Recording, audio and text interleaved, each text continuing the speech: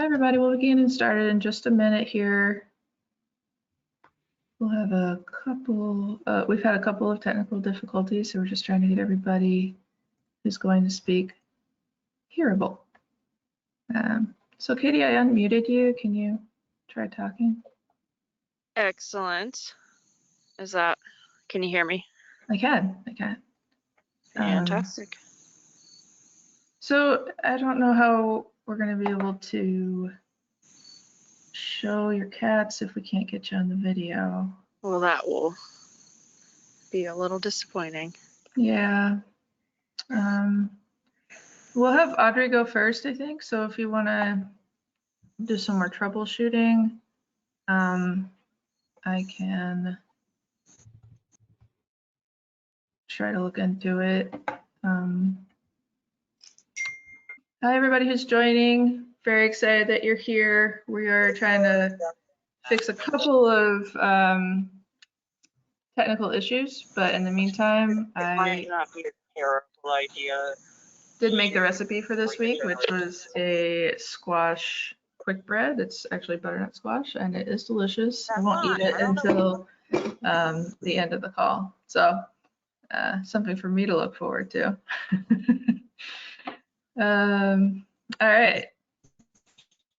Well, we'll give everybody who signed up just another minute or so to get on the line, and then Heather will be starting us off. Hey, Kira, sorry, can you start me?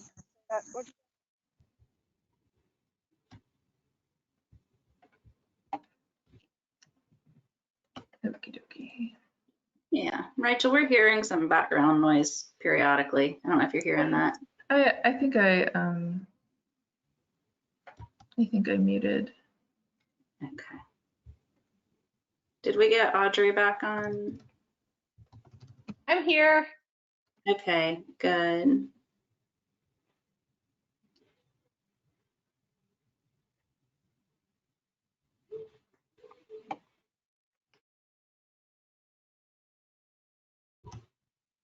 Okay.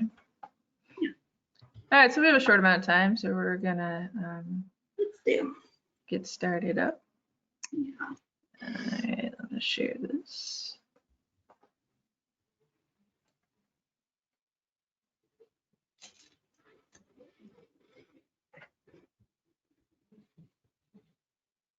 All right, Heather, go ahead and start us off. Great. Well, good morning or afternoon. I keep doing that. Good afternoon, everyone. It is wonderful to have you with us. I am going to do a brief introduction about who we are and why we're doing this. And then we have some really exciting speakers for today.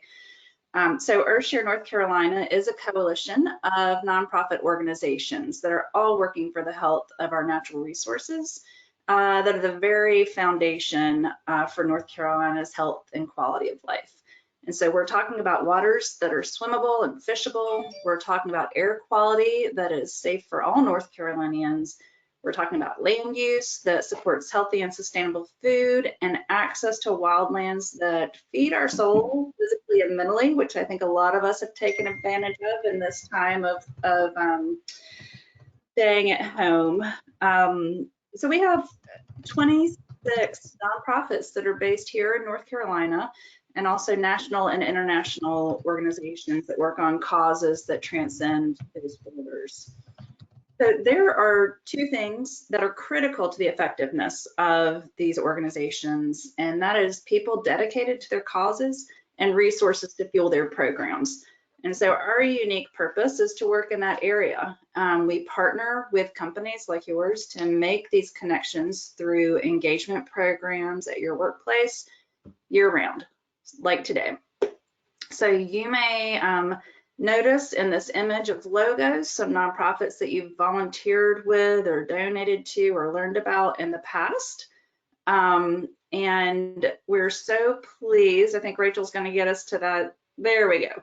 We're so pleased that you're joining us today and hopefully learning about organizations that you may not have known about already. So we have with us Audrey from Carolina Raptor Center, And we also have Carolina Tiger Rescue here with us today. And so I am going to pass it off in just a minute to them, but I just wanted to let you know, since we're not all on video, that you're one of 75 plus people who signed up for this program today, and not everyone ends up getting to join us, but and it looks like about 17 different workplaces, from state government to some of our newer partners at MetLife and Crescent and Cisco, and we're just so happy. Some companies that we've worked with for a long time, like Accenture and TIA and Wells Fargo and SAS. So we're just happy to have all of you with us today, and want you to know that you're part of a network across the state who's paying attention to this work. So with that, I will hand it off to Audrey. Hey everybody, how are you today? So we are having technical difficulties, which is why you can't see me, but fortunately you can hear me. We are trying to figure out if I can, actually Rachel is going to show my PowerPoint for me while I talk and you guys listen. So just to introduce myself, my name is Audrey Blackburn. I'm the Community Engagement Manager at the Carolina Raptor Center. And you know, I always feel like I need to joke that I do not work with dinosaurs, just to make it super crystal clear for everybody out there. I do work with the descendants of dinosaurs, which are birds. And in particular, we work with apex predators. We work with things like eagles, owls, hawks, and falcons. So Rachel, I'm going to have you advance. Clearly, my slides are much bigger than the screen. I don't know if you guys can see the full screen or if it's getting cut off for you as well. But what I wanted to do was share our mission at the Carolina Raptor Center. Really what we're trying to do is we're trying to ignite imaginations. And we're trying to inspire engagement in the natural world. And we do that through exploration and the rehabilitation of birds of prey. And so in that, that's one of my favorite photos that I have. It's one of our volunteers who is out on our trail engaging with a young person in our community, teaching her more about vultures in that particular case. So Rachel, if you'll go to the next slide. You know, most people, if you are aware of the Carolina Raptor Center, you usually connect that to our rehabilitation hospital. So we're located down in Huntersville, which is about 20 minutes away north of Charlotte. And we started over 40 years ago as a rehabilitation center for raptors. We've grown over time. So Rachel, if you'll hit that next button, you can see that we're one of the largest raptor rehabs in the United States in terms of volume. We care for over 1,000 birds every year. And it's really exciting, the impact that we get to have on the raptors in our community. So every time I talk to a new set of people, you know, really, it's my job to let you know that you yourself and everybody you know can have a direct impact on wildlife. And it's so funny because when I tell you what you can do, it seems so simple and basic and easy, and you think, surely that doesn't make a difference. It really does. So Rachel, if you'll go to the next slide, let's take a look at, you know, we've got an amazing owl here. So in the chat function, I would love for you guys to guess or tell me, because you may already know, what's the #1 cause for raptors to end up in our hospital? Do you guys out there know what happens to the bird that makes it so that they come to our facility? And I can even give you a hint that it's human related.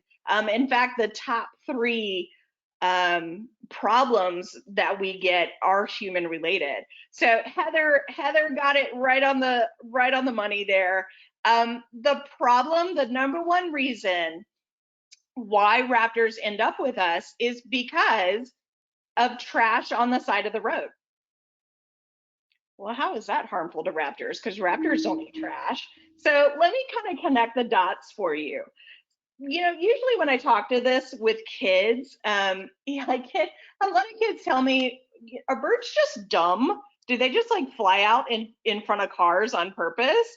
And I tell them no, that actually they're quite intelligent, that the problem boils down to raptor anatomy. So you guys may notice there's a lot of trash on roadways. We all know that's bad, but we might not know exactly why.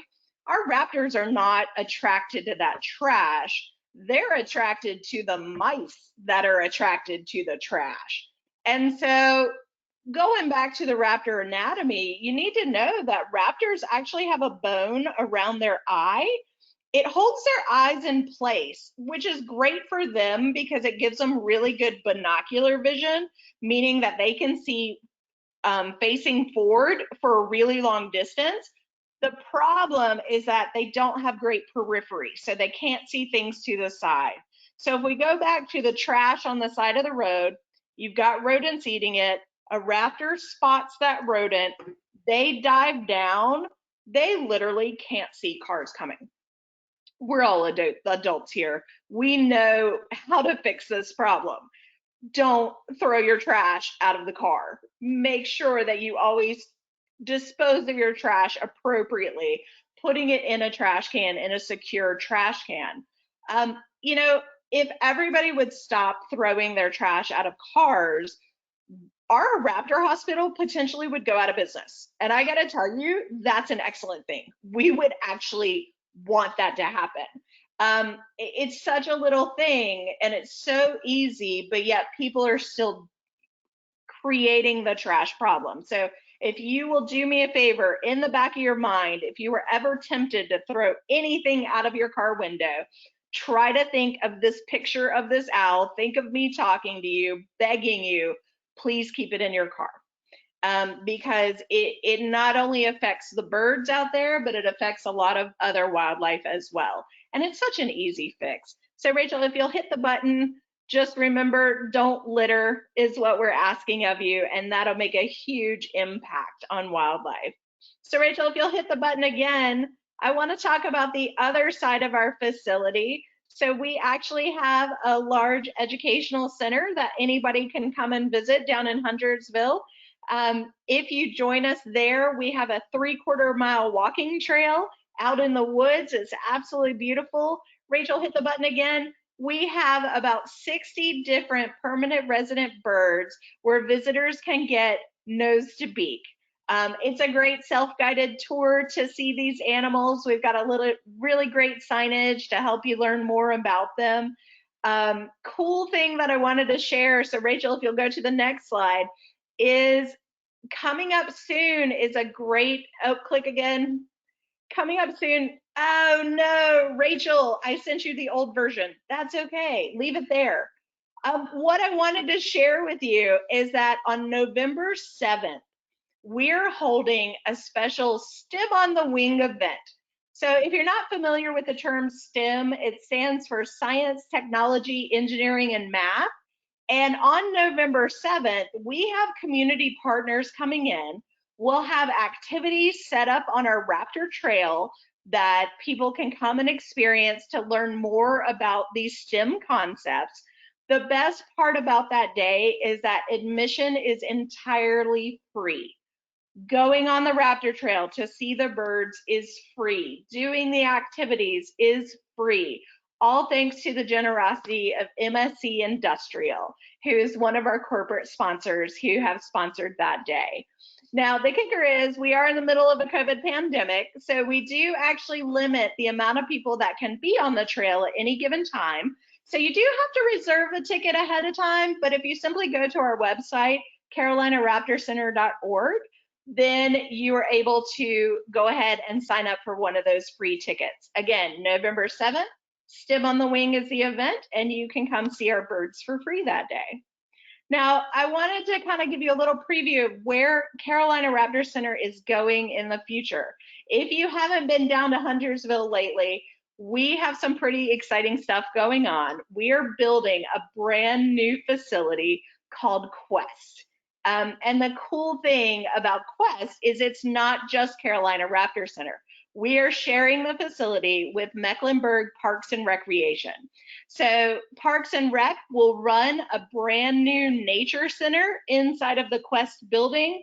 We will have our own brand new Raptor Trail behind the building, and everything will be amazing. We've just created all these really fantastic upgrades.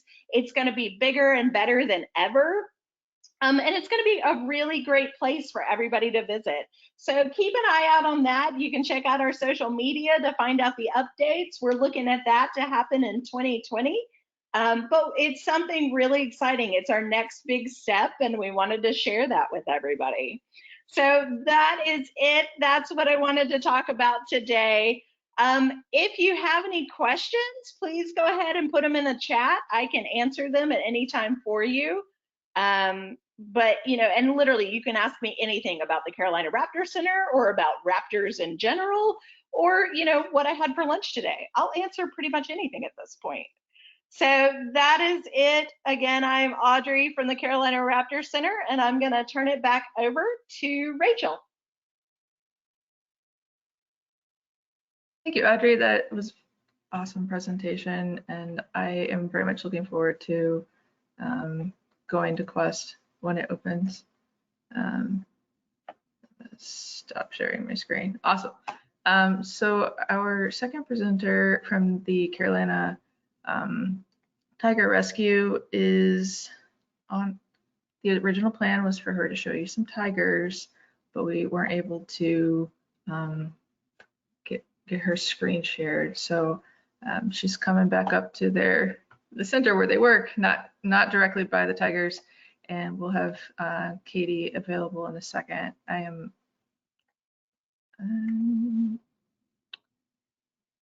just gonna hang out here. Did anybody else look at the recipe for this week? This is butter. It's a delicious squash, well, butternut squash quick bread, and I was very excited to make it.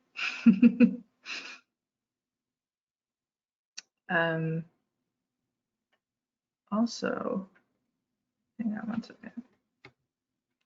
I did have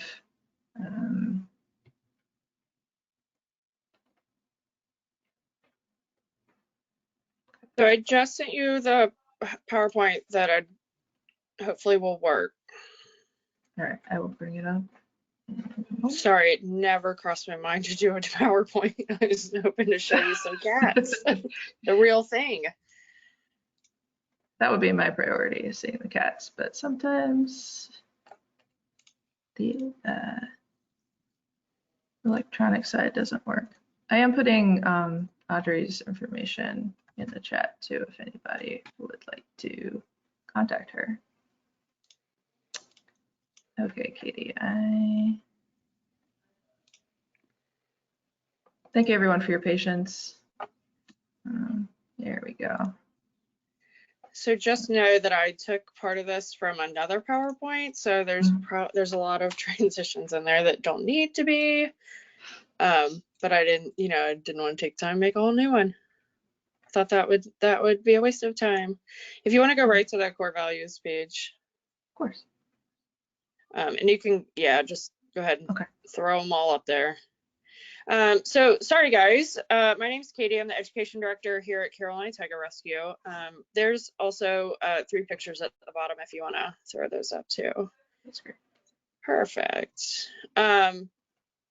So I'm gonna go through this quick because we have troubleshooted and stalled on a little bit of time, so I apologize about that. So Carolina Tiger Rescue, we're the only federally accredited wildcat sanctuary here in North Carolina. And these are our core values. And essentially what it boils down to is it's critical to conserve their native habitat. It is our belief that these guys should never be kept as pets. And that seems like I hope it seems like well, yeah, of course. But I think you'd be a little surprised at the animals that we have rescued that used to be in people's homes. We think that captive breeding should only be done in accordance to saving a species from extinction. So if you know anything about the North Carolina Zoo breeds animals like their lions to help save the lion population. And the way that they do that is they work with zoos all over the country and sometimes in other countries to make sure the genetic population is viable and diverse so that if there is a point when we can send wild lions back out into the wild, that it is the best genetically possible population to do that.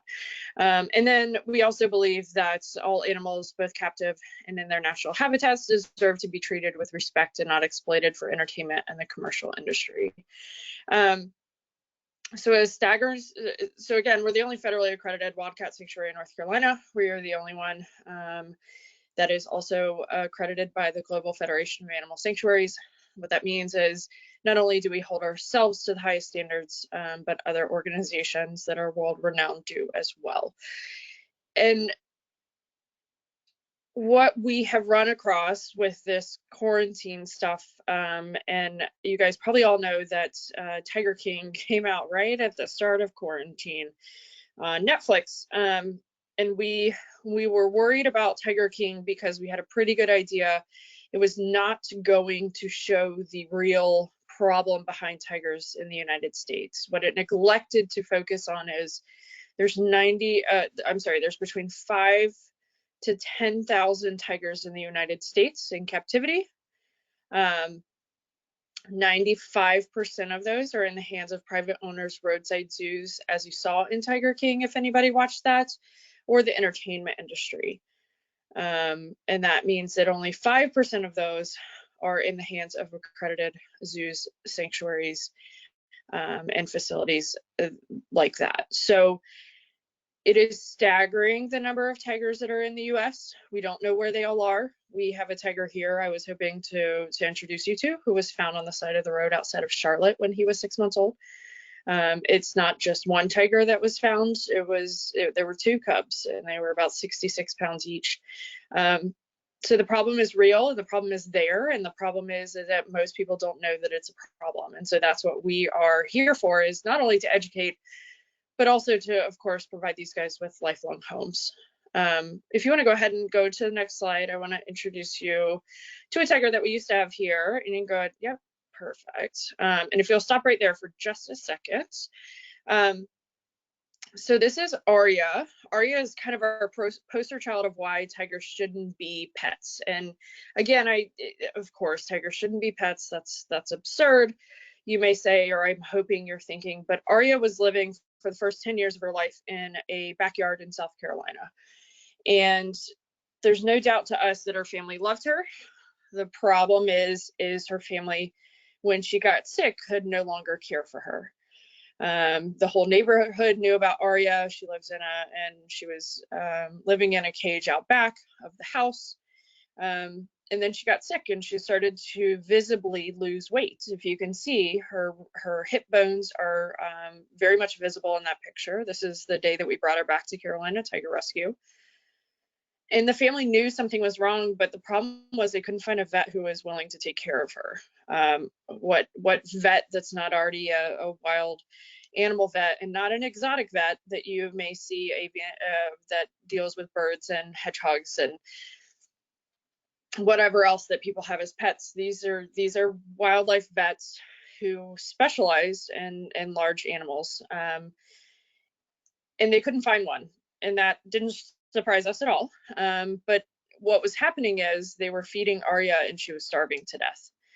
And so when we were able to we worked it out with the family. The authorities had been called in because it was an animal welfare issue at that point. She was dying.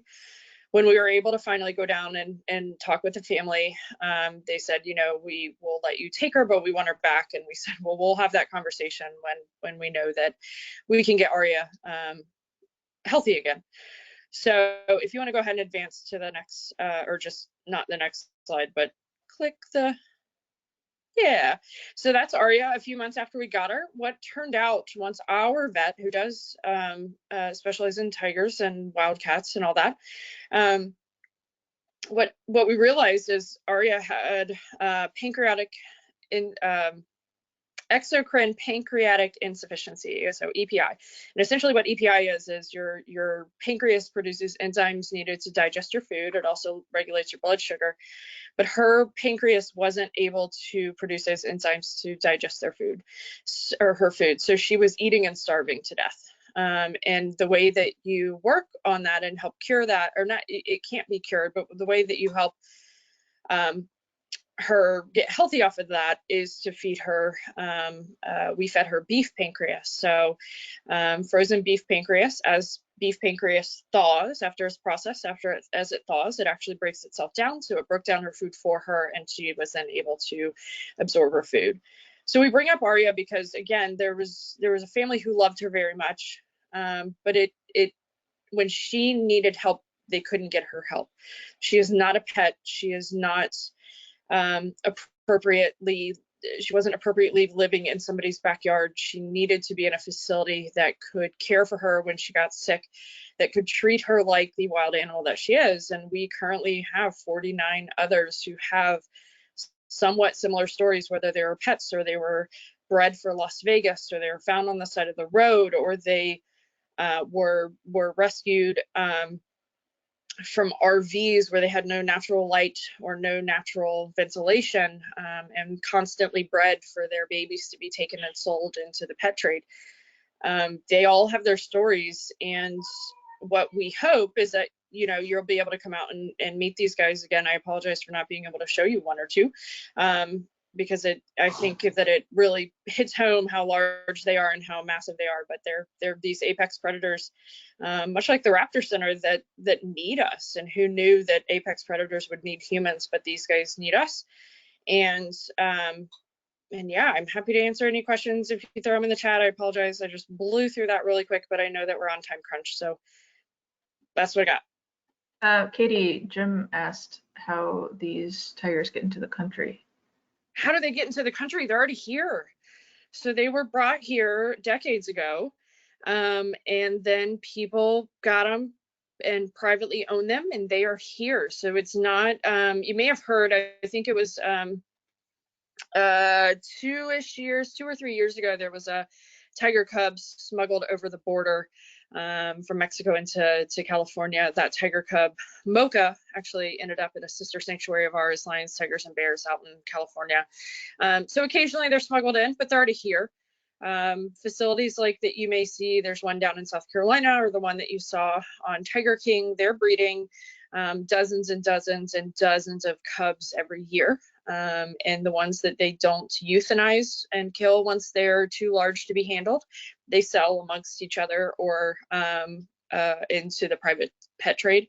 So they're here. The problem is there's no national regulation of it, and many states may have some sort of regulation against it, or at least require you to have a permit. North Carolina is one of 4 states that doesn't have any laws against owning the tiger that you see on your screen. And so and it all goes back to education. People, I think, probably by your question of how do they get here, may not have been aware they're already here, and they're not coming in the country, they're here and they're being bred. So it's to us all about education and how much we can help people understand and hopefully help them make those decisions of, you know, I'm not going to go pet that cub. I'm not going to go get a serval as a pet, and a serval is a small cat from Africa. Because it ends badly, it ends poorly. And if you think it's cool, think about the life of that animal. You know, come visit Caroline Tiger Rescue, where we can keep them safe and keep you safe and give them the best home possible, and share your pictures that way instead of getting that hands-on experience. It's not okay for that animal in any shape or form, and it's dangerous for them, and their life is miserable from the moment they're born till the moment they die, unless they end up in a sanctuary like ours. Sorry, that was a really long-winded answer. Sorry. That was awesome. That was awesome. And that's why we have you on here, because not a lot of people know these things and how the tigers get here, that they've always been here. Yeah, so thank you so much for sharing. Is there anything else on this PowerPoint? Or? There are, but if you want to cancel out again, it was one of those of like, let me just have more than I need. So yeah, no, perfect. Great. Okay, cool. So very, very cool to hear from these two organizations. We're very proud to have them as part of EarthShare. The last piece of business for me is our raffle. Everybody's excited about getting cool things from our members. So everybody that's here has been entered in the raffle, and I am going to share this, maybe. Yep. Okay, maybe you can see that. Anyway, so we've got water bottles, t-shirts, glasses. We actually have some animal-made art from our speakers today. And I have just run this little raffle doodad. Oh, put my face back up there. Okay, let's do a little drum roll. All right, the winner is Emma Blankenship. Emma, are you still on the call? Emma Blankenship. See you on there. So Emma, if you put your email address in the chat, I will get you, connect with you to share these prizes with you. I'm very excited you were able to be here, and thank you to everyone. Heather, you have to wrap us up. Yeah, thank you. So just in closing, again, thank you for joining us. Rachel right now is putting into the chat a link. And if you have 3 more minutes that you'd like to devote to this, there's an inspiring video at that link that shows the impact of all of our Share North Carolina's members, in addition to the 2 that you got to hear from today. And so please visit that if you can. And also, if you'll consider at this time of year investing in this work by making a gift through your employee giving campaign, if you have one of those set up, or making a gift directly to EarthShare North Carolina that can be distributed to our members. And at the end of the video, and probably also at the beginning, not sure, there's a donate button. And so you'll be able to see how to easily do that. But I welcome you to join us again next week. Thank you so much. Have a good rest of the day. Thank you, everybody. We'll see Clean Air Carolina and Conserving Carolina next week. Have a wonderful, wonderful Wednesday. Bye. Bye.